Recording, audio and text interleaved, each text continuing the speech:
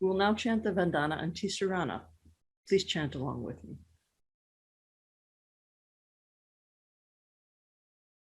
Namo tassa bhagavato arahato sama sambuddhassa. Homage to him, the exalted one, the enlightened one, the supremely awakened one. Buddham saranam gacchami. Amam saranam gacchami. Sangam saranam gacchami. I go to the Buddha for guidance. I go to the Dharma for guidance. I go to the Sangha for guidance. Namo Kye Butsu. Namo Kye Ho. Namo Kye So.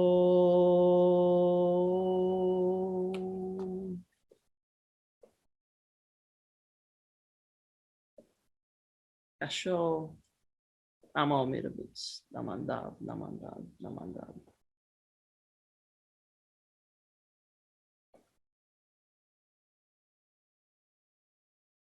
Before we hear Reverend Murakami's Eitaikyo Dharma messages, I would like to briefly reintroduce him. Although he now ministers at Nishi in LA, I first met Murakami Sensei when he was attending IMOP, or the International Ministerial Orientation Program, at the Jodo Shinshu Center in Berkeley. I'm embarrassed to say that because of his youthful appearance and sometimes playful smile, I mistook Reverend Murakami for one of the high school students who were attending a seminar at the JSC at that same time. Please don't be fooled by Murakami Sensei's youthful looks as I once was, for his talks are always filled with insight and deep meaning. Please put your hands together in Gassho. People in the world, parents and children, brothers and sisters, husbands and wives, other family members, or paternal and maternal relatives should truly respect and love each other, refrain from hatred and envy. Namo Amida Butsu, Namo Amida Butsu, Namo Amida Butsu, Namanda Butsu, Namanda. Namanda Butsu, Namanda, Namanda. Namanda Butsu, Namanda, Namanda. Greetings. My name is Reverend Hibiki Junkyo Murakami, who has been assigned to LA Honpa Honganji Buddhist Temple since last January as a resident minister of BCA. It's my honor to be invited as a guest speaker for the annual Eitaikyo service of the Buddhist Temple of San Diego. I recognize this service is one of the most important religious events throughout the year for you.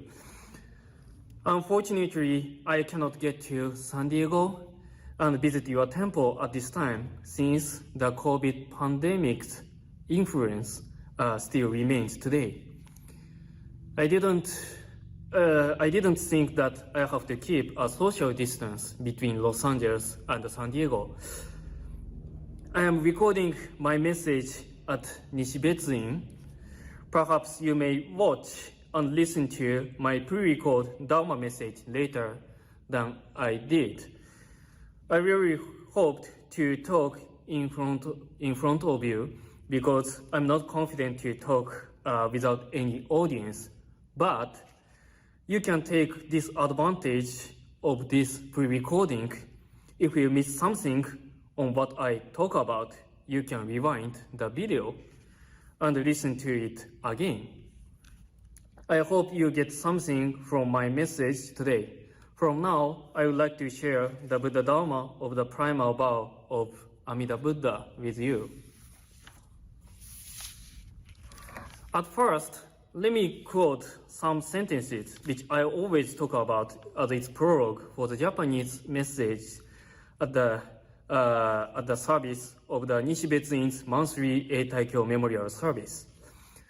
So every month, I start my message as follows. Eitaikyo is perpetual chanting. Given the donation from the families, they make Nishibetsu-in alive as a sacred place.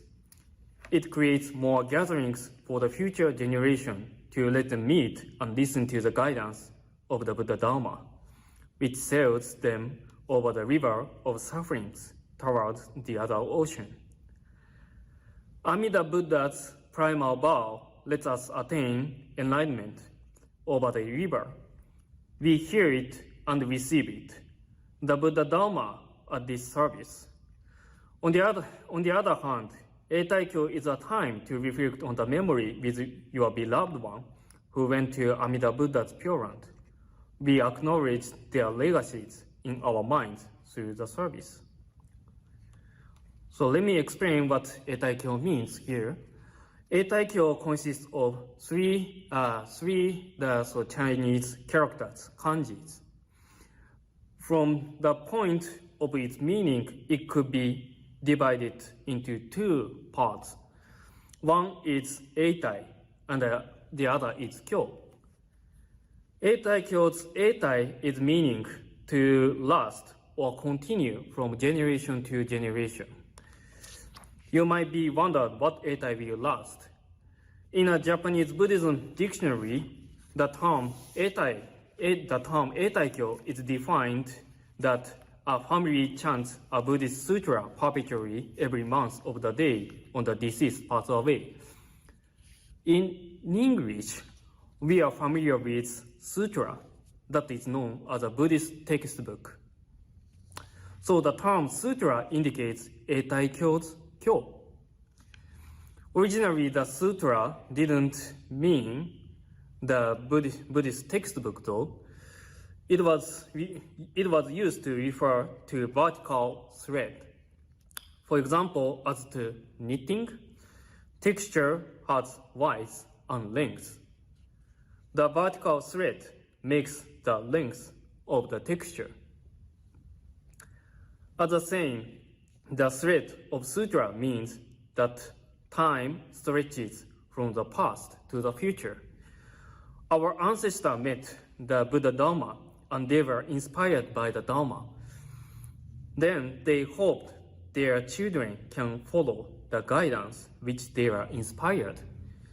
The Buddhist sutra was passed by them as a gift by our ancestors. And more, Eitaikyo's Kyo has another meaning. The kanji of Kyo involves the eternal truth. Of course, that is the Buddha Dharma. Therefore, the whole of the characters of Eitaikyo has double meanings. One, we receive what our ancestors preserved. And two, we received the Buddha Dharma. These two should not be divided, should not be different. We received their hearts that was inspired by touching the Buddha Dharma. The Dharma embraces all people from the past to the future. But by joining Eitaikyo service, we are notified that all beings are aboard the same vessel of Amida Buddha's primal vow. I'm sure you know what is mentioned in the sutra book. Of course, the Buddhist sutra are telling the Shakyamuni Buddha's teachings by words. Regarding words, or could be sentence, most of the time it is very convenient to tell something, but sometimes it causes trouble either. For example, if you want to read a sutra, you would study what is written by looking up a dictionary to find the definition of words. If we have enough and appropriate knowledge about words, we can read and understand them. However, it is very hard to tell what the Buddha Dharma is explaining by the sentence, because what is written in the sutra is conveyed by Shakyamuni Buddha, who experienced the eternal truth. And he told it to his disciples directly, unlike the definitions on the dictionary that is expected understandable by anyone. I believe there are two types of sentences. One involves somebody's heart, and the other is not to have any heart. Why can you accept a message when you read a sentence that is not talking about you? In a normal situation, we make a dialogue between people. When we express gratitude, when we point out something, even when we argue with someone, we talk to someone heart by heart. If you say something directly to someone, relatively it may be easier to tell what you think, because you can express what you think with your face and also hand gestures. Who receives your message also can understand more efficiently for the same reason. But in the sentences explaining a definition or logic, there is neither dialogue nor communication exchanging someone's heart. If you get to know some logic, you may gain knowledge and become smarter. But you cannot apply this methodology to read the Buddhist sutra. I believe the Buddhist sutra is a message from the Buddha towards the unawakened beings, which addresses the heart, the Buddha's wisdom and the compassion. On the sutra, we see a lot of sentences explaining something. They are not, however, talking about someone. They are talking about you. In terms of recitation of Amida Buddha, Namo Amida Butsu, it is uniquely known by letters. We say Myogo, of course, it is also a message sent by Amida to us. We can resolve and analyze these 6 letters of Myogo, though, but we know that is not the point. Namo Amida Butsu is a private message sent to each of us from the Tathagata that is fully awakened and coming back to our world from the Buddha land. Since a long time ago, this recitation has been kept by countless people who had taken refuge in its message. Just come as you are. That comes from the genuine mind possessed by Amida Buddha that was cultivated for the beings who cannot remove defilement. From its surface, it is difficult to realize that message. But beneath its letters or sound, the Buddha's wisdom and compassion are fully prepared. With a sincere mind that Amida cultivated, the Buddha represents its heart onto the Namo Amida Butsu. I cannot help to stop feeling its embracement.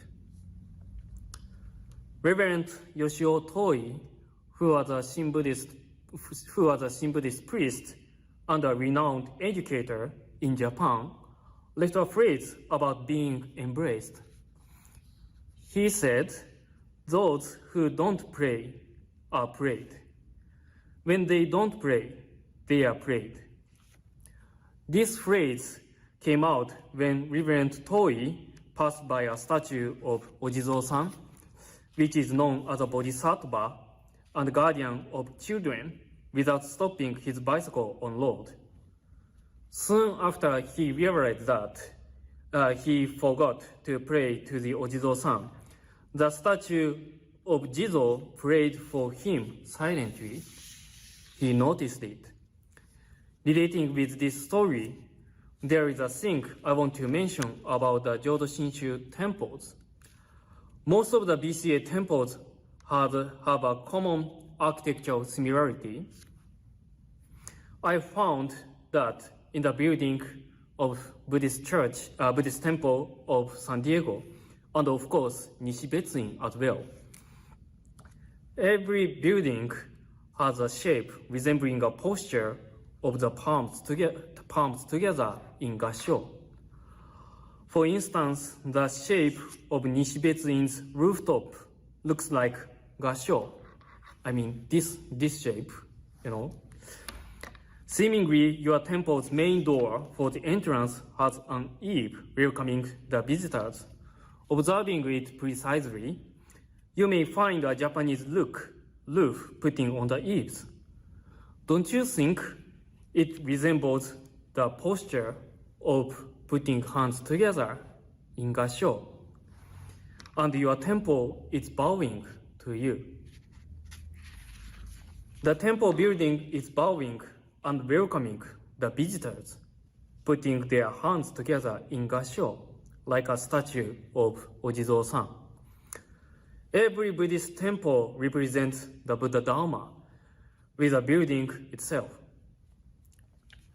Amida Buddha had vowed the utmost Buddhist practice and merit that are enough to fulfill everyone's hope before we hoped it.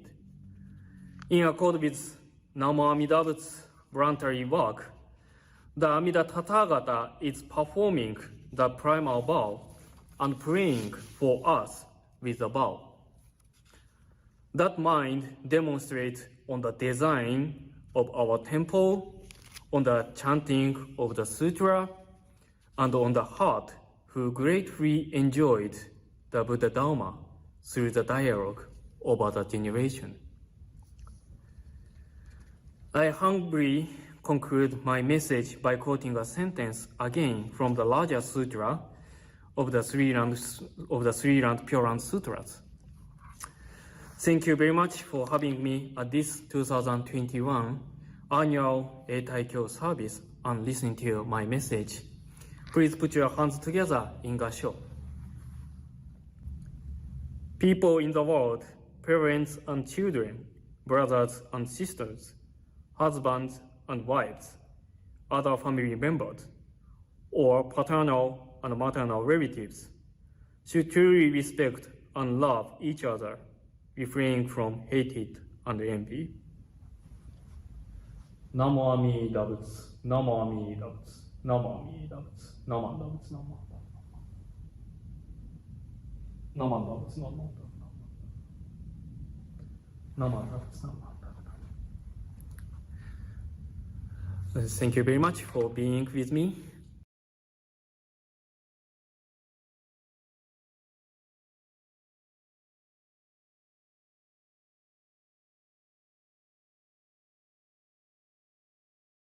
In gratitude to Amida, the Buddha as words, I dedicate my whole being to realizing the Buddha's intent.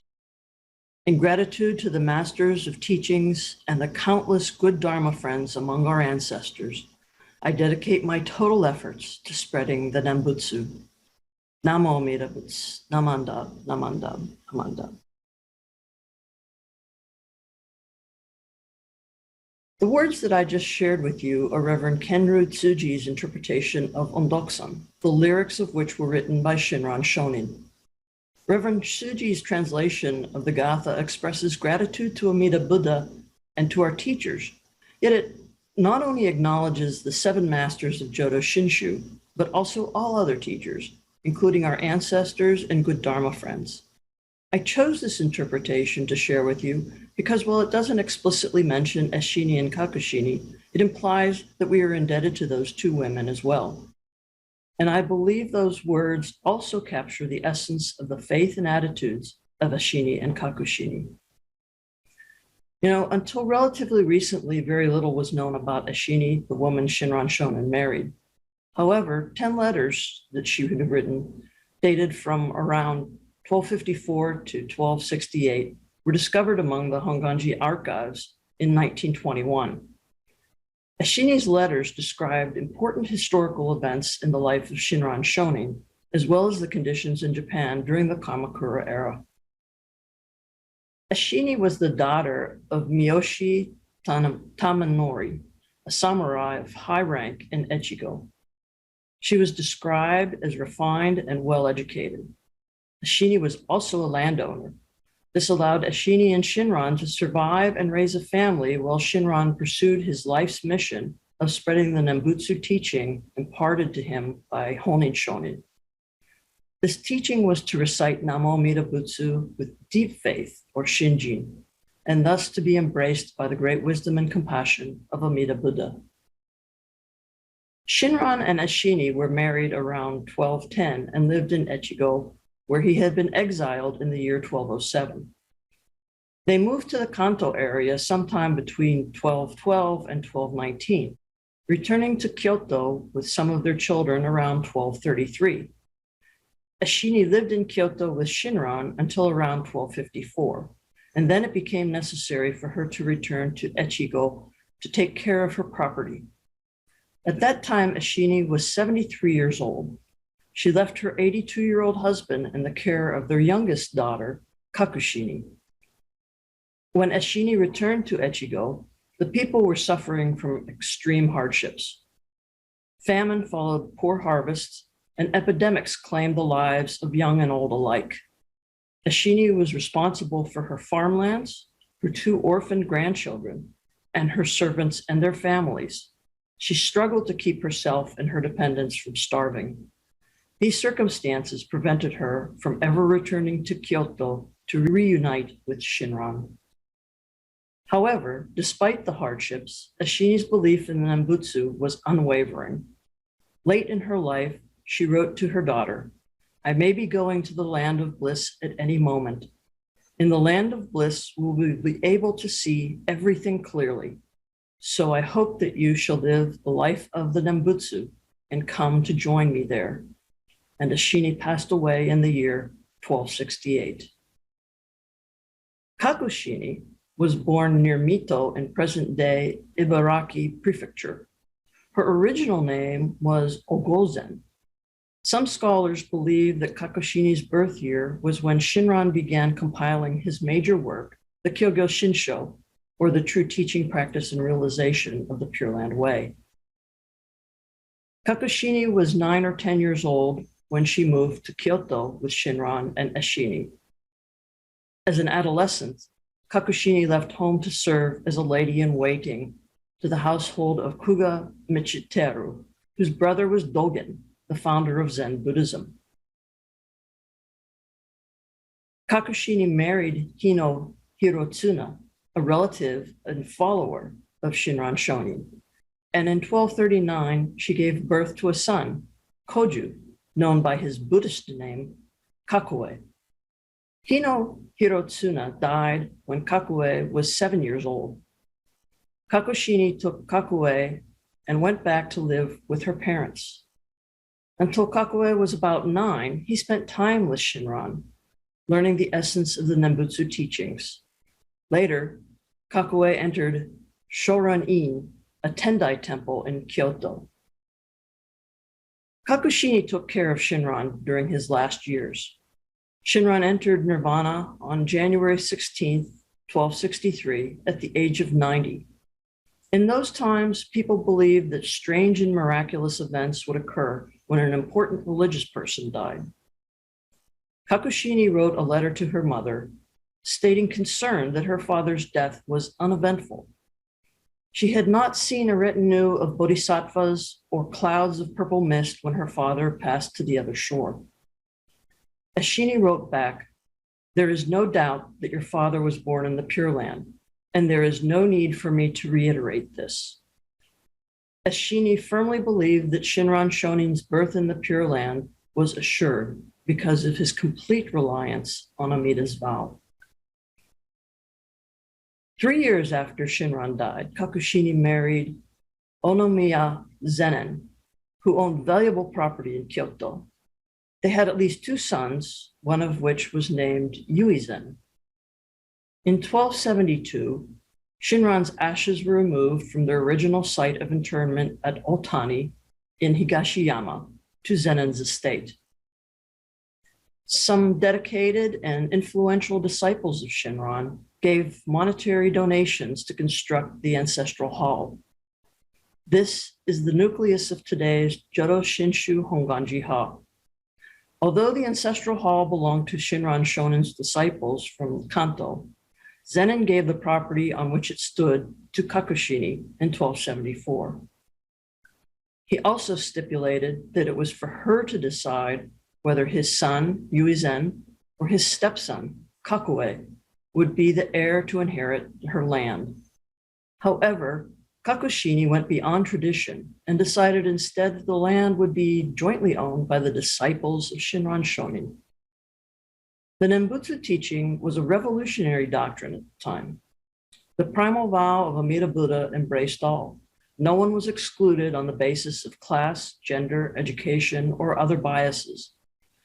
Kakushini may have made her decisions based on this understanding of equality that her father, Shinran, had taught. Kakushini also specified that the upkeep of the ancestral hall and the position and authority of Rusushiki, or the protector of the Otani ancestral hall, should be inherited by Shinran Shonin's descendants. Kakushini assumed the duties of the first Rusushiki and served in that position until she passed away in 1283 at the age of 60.